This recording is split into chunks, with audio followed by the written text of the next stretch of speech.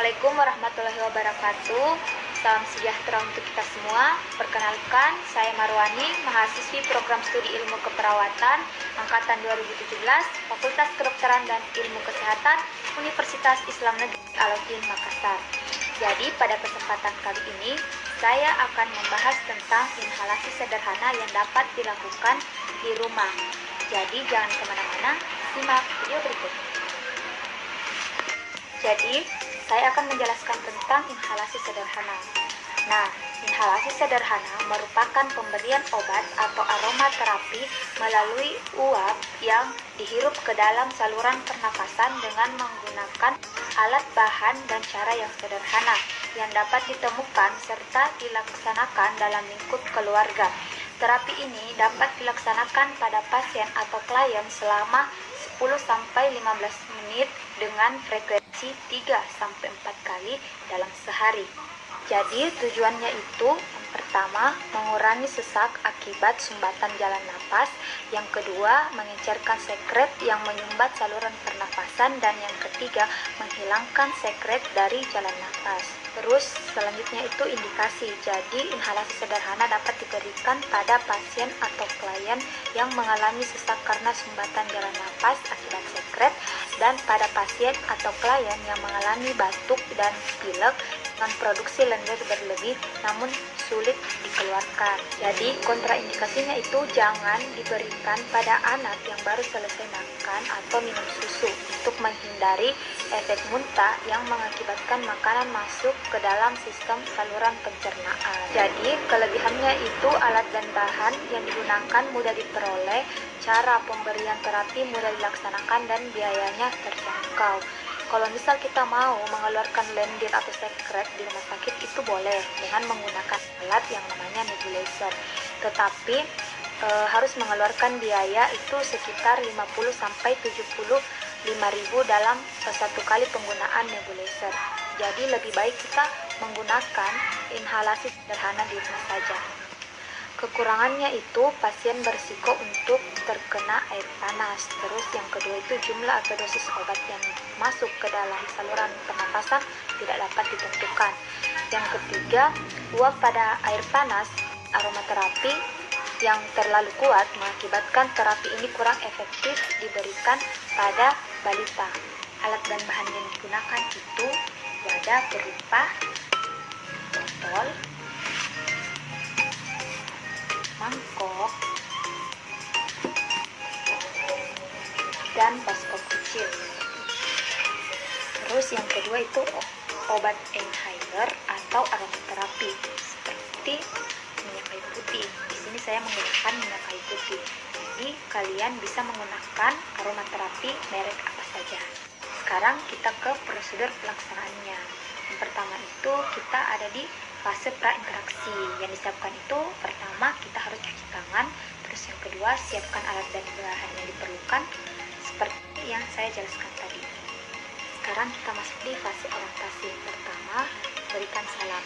Assalamualaikum Pak, Assalamualaikum Ibu. Seperti itu. Terus yang kedua itu tanyakan kondisi pasien atau klien. Bagaimana kabar Tak hari ini? Baik Ceki, bagaimana perasaan Tak? Terus yang ketiga itu jelaskan tujuan serta prosedur yang akan dilaksanakan. Nah, kita jelaskan tujuan dan prosedur yang akan dilaksanakan. Terus yang keempat itu inform konsen atau meminta persetujuan pasien atau klien. Nah, bagaimana Ibu?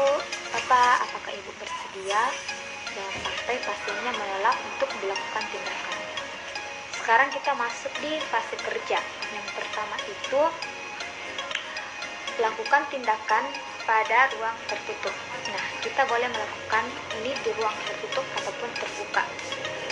Kalau misalnya di rumah itu berarti kita melakukannya di ruang tertutup karena kita bisa menutup pintu, menutup jendela agar udara tidak masuk. Terus kalau misalnya kita melakukannya di rumah sakit atau di puskesmas, otomatis kita berada di ruang terbuka. Itu juga bisa dilakukan di ruang terbuka. Terus yang kedua itu cuci tangan. Jangan lupa cuci tangannya. Yang ketiga, atur posisi pasien atau klien pada posisi duduk.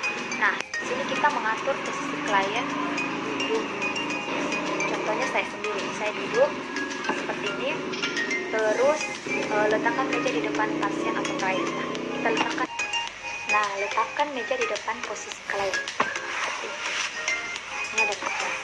Terus gelas ukurnya diisi air panas sebanyak 250 ml.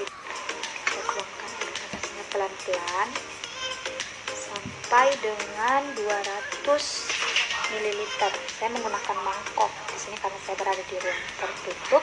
Kalian juga bisa menggunakan botol ataupun baskom ya, tapi saya di sini menggunakan. Terus dituangkan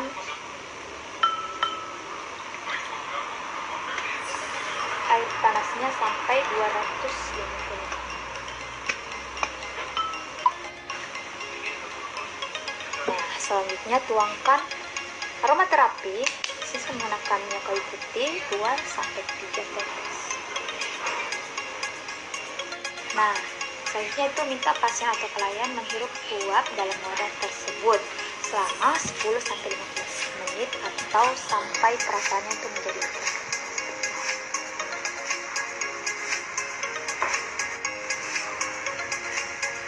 Jadi wajah itu tidak terlalu dekat ke wadah karena ini kan panas, jadi jangan terlalu dekat. Kalau misalnya kita mau melakukan inhalasi sederhana di ruang terbuka, itu kita bisa menggunakan baskom kecil terus ditutup dengan handuk sedikit sampai ujung untuk kita bisa menghirup ke dalam agar udaranya tidak masuk ya. Bersihkan dengan tisu atau handuk kecil uap yang ada di wajah tersebut. Nah, jadi kita bersihkan seperti ini karena biasanya itu ada uap-uap yang ke wajah kita. Terus setelah dilakukan terapi ini, lendir akan mencair yang dapat dikeluarkan melalui batuk atau muntah. Nah, jadi biasanya setelah kita melakukan inhalasi sederhana, kita bisa batuk atau muntah, itu pada orang dewasa. Tetapi kalau dilakukan pada balita itu biasanya dia bisa keluar melalui saat dia BAB. Jadi biasanya di BAB-nya itu atau fesisnya itu ada seperti lendir-lendir. Terus rapikan alat dan bahan dan rapikan posisi pasien atau klien seperti semula. Terakhir itu fase terminasi. Jadi mengevaluasi kembali yang telah dilakukan dengan menanyakan kondisi pernafasan pasien atau klien. Jadi bagaimana Bapak Ibu? Bagaimana perasaannya sekarang? Apakah lebih baik? Oh iya, jadi kalau misalnya Bapak atau Ibu merasa ada lendir dan sekret di saluran pernafasannya, Bapak bisa meminta bantuan kami atau Bapak bisa meminta bantuan keluarga Bapak. Ya, jadi terima kasih ya Pak atas kerjasamanya. Bapak sudah melakukannya dengan sangat baik. Saya permisi dulu. Assalamualaikum. Nah, setelah itu catat tindakan yang telah dilakukan atau dokumentasi keperawatan. Nah, itulah tadi video inhalasi sederhana yang bisa saya sampaikan. Semoga dengan adanya video ini dapat menambah wawasan kita semua dan bisa bermanfaat untuk kita. Jadi, apabila ada kata yang wallahul muwaffiq ila aqwamit thoriq. Wassalamualaikum warahmatullahi wabarakatuh. Sampai ketemu di video selanjutnya.